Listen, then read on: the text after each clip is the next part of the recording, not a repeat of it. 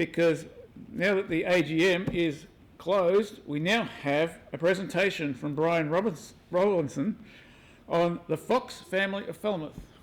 Thank you very much, Ron, and I'm very grateful to show you this presentation that I have. Unfortunately, I do have to let you into a secret. I have tried it out on the Ballarat group, and they enjoyed it, and it was suggested that I show it here. So off we go. Now, every town or every village in Cornwall has someone famous, and Falmouth is no different. We have two families, well-known families in Falmouth, one of which are the Fox family and the other one are the Killigrew family, who established the city or established houses in Falmouth when it was young, and it was called Penny Come Quick. So I'm going to talk about the Fox family. Now, oh, you've jumped quickly. Okay, the Fox family are, of course, Quakers. And if you know about Quaker family, they are a little different from the rest of us. If anyone's been to a Quaker ceremony, you sit in stalls, and then if God find, not loud enough? Oh, and if God finds you, then you stand up and start praying, etc. I've actually been to one of the Fox family services, and as a teenager, and found it very off-putting until I really understood what it was all about. So they were the Quakers, but they're not to be associated with the famous English Quaker families, the chocolate manufacturers, and I put it up, oh, they're not there yet, but I'll mention that for the next one. Okay, I'll just keep on going now. So the Fox family were deeply involved in the philanthropy in Falmouth. They helped a lot, and they established many businesses, which I will explain later on. The main company was G.C. Fox and Company, and that ran from the 1700s right up until the year 2002, when they sold up and just moved out of the business.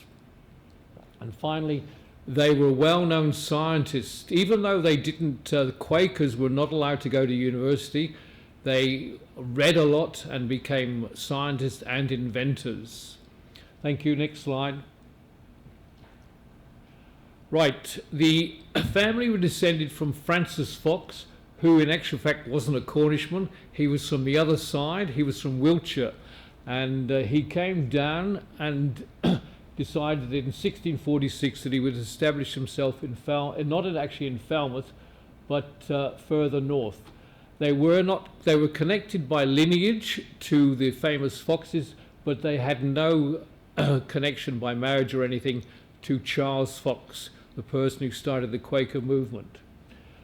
The banking houses of Barclays and Lloyds, the chocolate manufacturer of Fry, Cadbury and Rowntree, the firms of Allen and Hanbury, Reckitt and Coleman, Huntley and Palmer, the biscuit people, Abraham Darby of the iron foundry at Coalbrookdale, and Elizabeth the Fry, the great prison reformer, they were all Quakers. And having been brought up in England, all those names are very well known to us. You know, Huntley and Palmer biscuits. Anyone heard of those?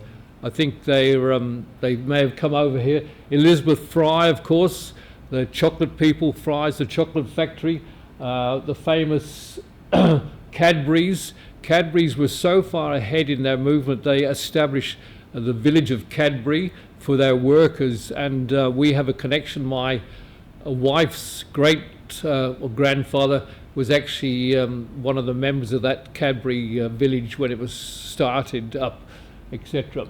And Allen and Hanbury, of course, Reckitt's and Coleman's mustard, Reckitt's powders for all sorts of ills.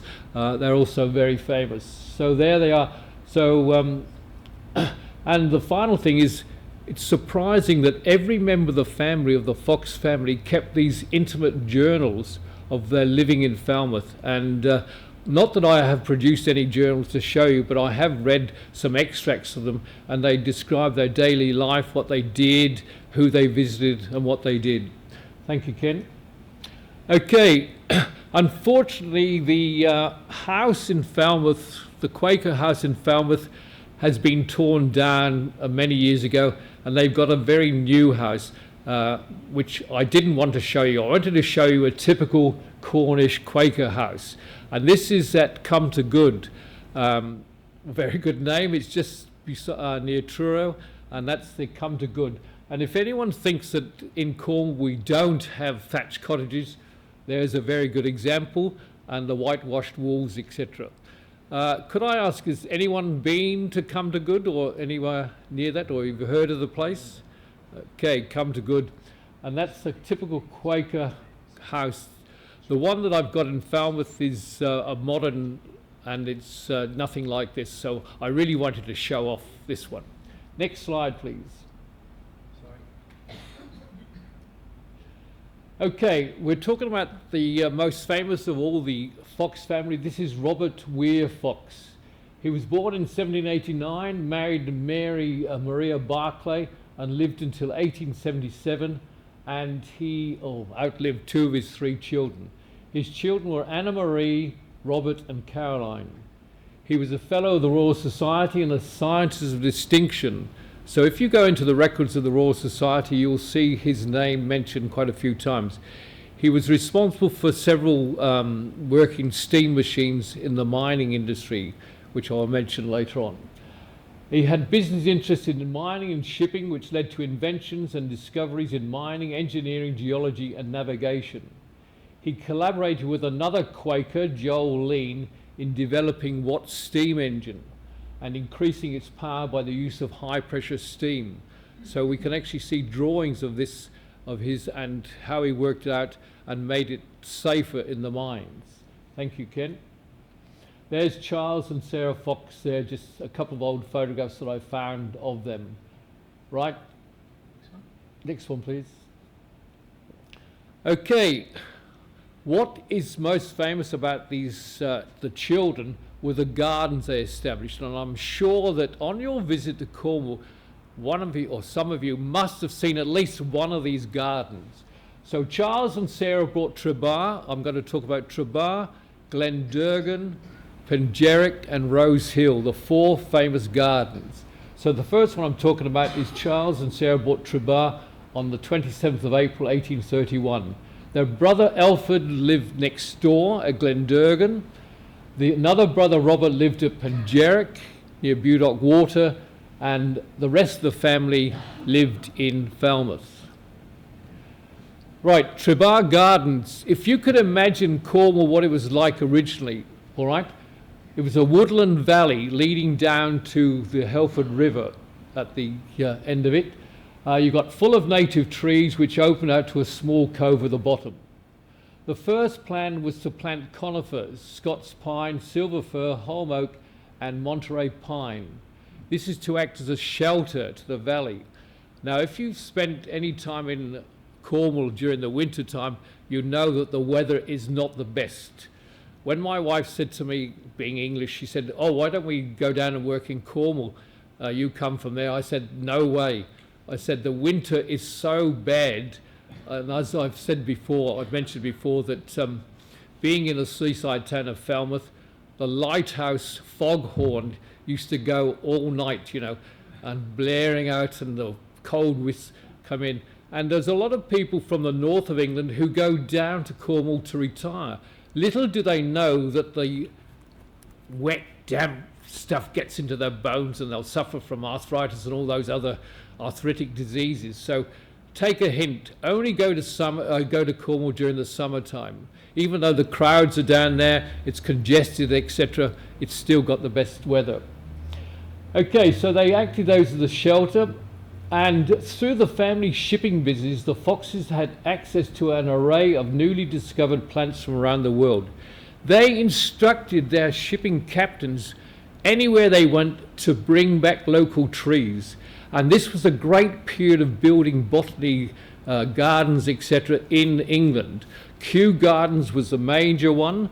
Any ship's captain brought it back and took it to Kew Gardens.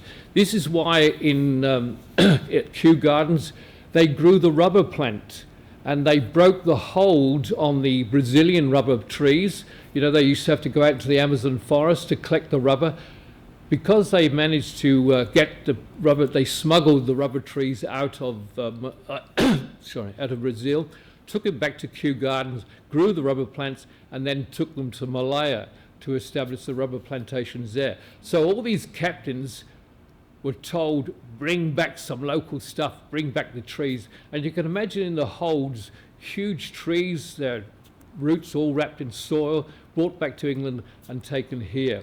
And the foxes were one of the main ones to do this. And this is why their gardens are so full of exotic trees.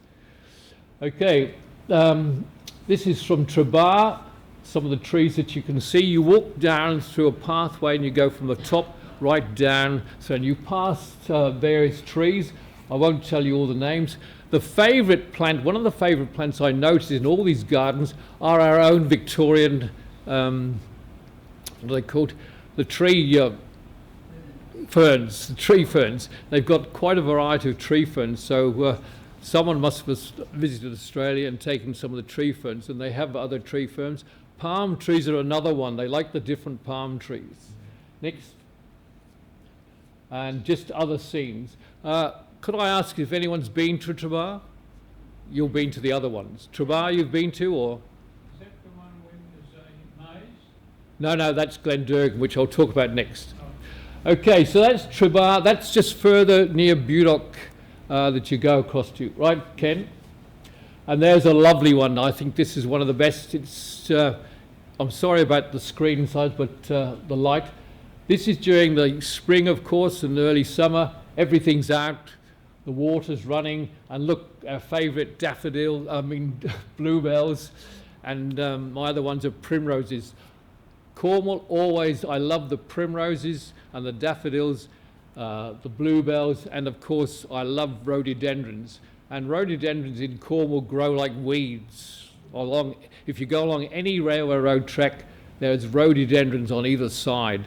I don't know who brought them over, but maybe from back, and they seem to have loved the railway, the side of the railway. So if you're travelling by rail down to Cornwall, you will see all these lovely rhododendrons. And that's a lovely typical scene that you just want to sit and take everything in, relax, maybe paint it if you wish. Right, Ken, next.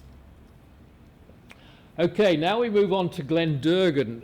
This was the family home of Glendurgan, which is still inhabited. You can't go in there because of the family, the private family live, but they've established all their gardens. It's a typical Georgian type house.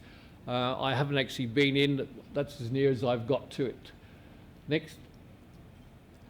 Here we are, the famous maze. This maze is unbelievable, and at my cost, I couldn't get out of it.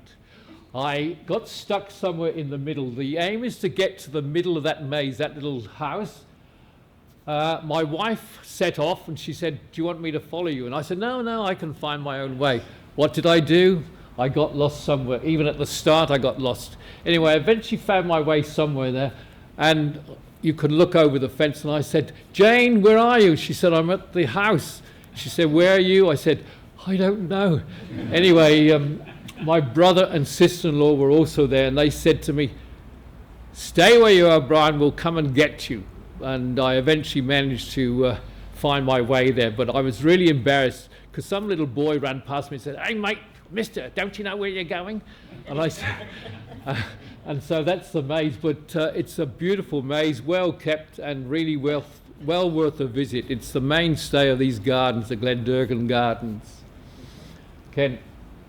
Okay, this one just shows some more of the Glendurgan. I did have in my original picture a photograph of Glendurgan. The valley leads down to Glendurgan itself, the village on the Helford River. If you've been down there, you walk down to there and there's Glendurgan.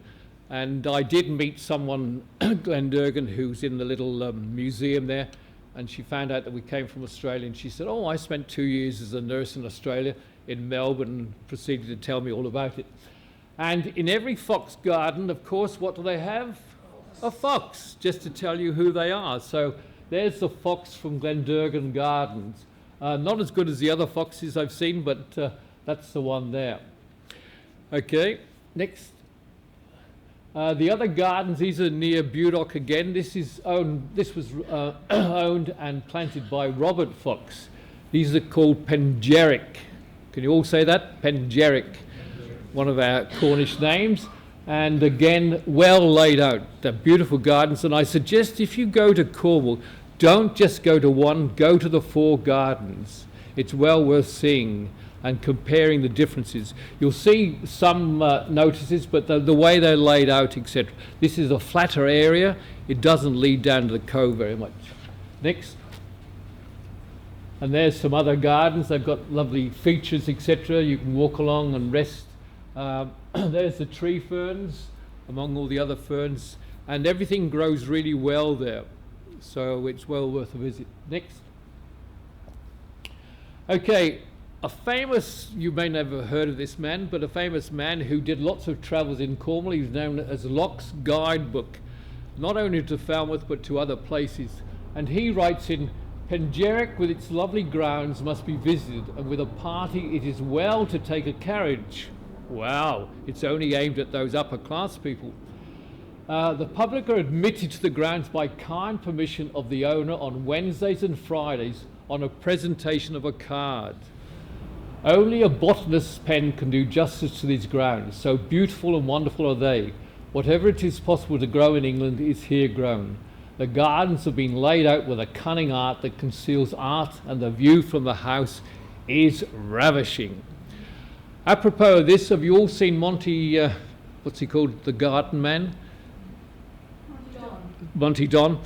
In one of his episodes, I think one of the first early episodes, he has these gardens. He looked at the gardens in Cornwall. So if you go back, you might find Monty Don's visit to the gardens in Cornwall. And as I said, Locke was famous for making places. There's quite a few books written back in the 18th century, diaries, etc., which you can get hold of. I think Portillo uses one when he travels around England. And sorry? Bradshaw. Oh, Bradshaw's. He travels around and looks at Bradshaw and says, oh, Bradshaw said this about it and the things that have changed. Okay, this is the Rosehill Gardens, and Rosehill is in the middle of the town in Falmouth itself. It's a small 15-acre plot of land, and to tell you the truth, I passed by it lots of times when I was young and didn't go in it. I thought, oh, just another garden. We have several gardens. And then I went back and I decided that Rosehill Gardens was the place to see, and it belongs to the public, of course. Cornwall County Council run it, and it's right in the middle of the town. Lovely manor house in the middle, and then of course with all the different flowers. Much more sedate, just walking around, and lovely to visit during spring and summer. And these are some of the topiary edges. Of course, everyone loves topiary. And this is the wisteria growing here as well, forming hedgerows and the privet hedges, etc. So a well laid out, all these, this is a laid out garden compared to the other ones, which are much more freer and easier to walk around. Yes, Ken? Okay, that is Rosehill House itself. The picture I showed you was where it's surrounded by a garden. In actual fact, we're all surrounded by houses now. This is in the middle of Falmouth. So all these houses have grown up since that house was built. So in the middle of there, they still live there. You can't get into the house, but all the rest of the... And I'm not quite sure whether that, the tall building, there's a round house with a tower. I'm not sure where, I'm not quite sure where it is. Anyway, so that's what's happened today in Falmouth, that everything's grown up. So gardens that you remember, Freedom, out around Melbourne, they've all gone, and housing. Thank you. George Croker Smith, G.C. Fox, was the shipping brokers, and this was established by George Croker Fox back in '76. Robert Weir Fox was the second son of George, and he was the principal partner in the firm and consolidated the company's position in Gwenyp copper mines. They owned the Gwenyp copper mines. And I did show you before the picture of the Gwenyp pit, where they dug it out and they put all seats around it, and where they have meetings, etc. And purchased the mineral rights of the Duchy of Cornwall for 31 years. They had interest in the pilchard fishery and exported to the Mediterranean countries. I was just trying to find that program that I've been watching on pilchards, or a fish been on TV. There was a program anyway about fishing and things, and this about this area. Exports to all Mediterranean countries, and still exists as a company, but all connection with the Fox family ended. So they sold up all the businesses in 2003. They ran a very successful travel agency, the Fox Travel Agency, and for many years that was the only company you could deal with if you're going overseas. Next. And just a little map of Cornwall, just to show you the area where we are, just down here in Falmouth, Burdock, all the gardens around there, Truro, Falmouth, etc. I'll just read out just something that these family were interested in. They handled all routines for a ship's captain, and they traded out of Par. They also established a place in Par. They dealt with places including North America, the Caribbean, the Baltic, Europe, and the rest of the United Kingdom. They had mining industries in Gwenyp. They remodeled Portreath Harbour, constructed the Portreath Tram Road, etc. They had commercial fishing works. They even moved over to Wales, and they had the ironworks in Abbey in South Wales. They had their pilchards until, of course, the pilchard ran out later on, and they also owned a factory at Mevergizy. They had shares. They traded timber, everything. So that was quite a company, and very rich. And as I said, they were very philanthropic and added a lot to it. So I'm suggesting again that if you visit Cornwall in the next few years, please visit these gardens. They're well within visit. You can catch a bus or something to that. And I think if you're members of the trust, etc., you get into free, but I don't think it's that expensive to get into. And that's my little talk on the Foxes of Falmouth.